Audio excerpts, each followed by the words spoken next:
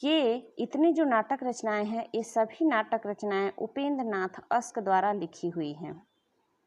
और देखिए अंजू दीदी, जिसमें से बहुत बार एग्जाम में पूछा जा चुका है, छठा बेटा भी पूछा जा चुका है, कभी कभी स्वर्ग की झलक भी पूछ देता है, और कैद और उड़ान से भी कभी कभी क्वेश्चन आ जाते हैं।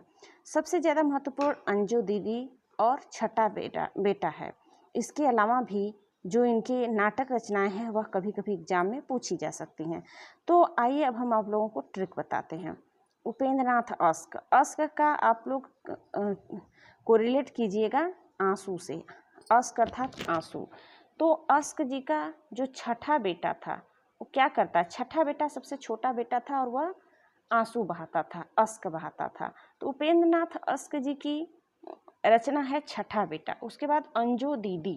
अब चूंकि वो छठा बेटा था, जैसे कुछ लोगों को 4-5 लड़कियों के बाद एक बेटा होता है ना, लड़का, तो जो छठा बेटा था वह तो सबसे छोटा था, और उसकी जो है बड़ी एक दीदी थी, उसको अंजू दीदी, उसका नाम, उसकी बड़े जो छठा बेटा था यानी अंजू दीदी था, उपेंद्र नाथ अस्क जी का छठा बेटा था, और अंजू दीदी जो है इसी छठे बेटे की बड़ी दीदी थी, अर्थात उपेंद्र नाथ अस्क की पुत्री थी अंजू नाम।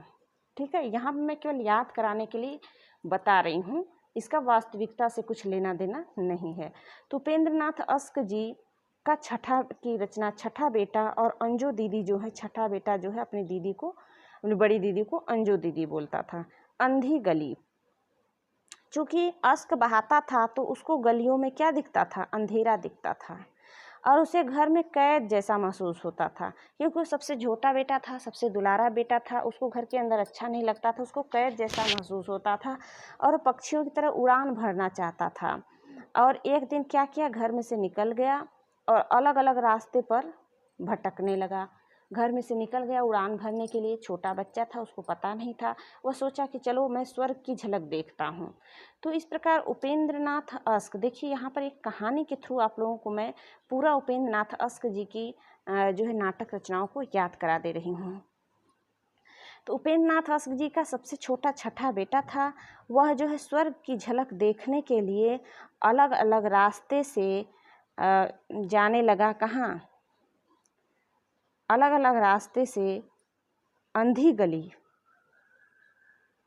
से जाने लगा, अलग अलग रास्ते से जाने लगा, और वहाँ पर गलियों में उसको अंधकार दिखा, क्योंकि वह घर के अंदर कैदी की तरह महसूस करता था, उसको घर के अंदर अच्छा नहीं लगता था, और वह पक्षियों की तरह उड़ान भरना चाहता था, और वह अपने जय और पराजय के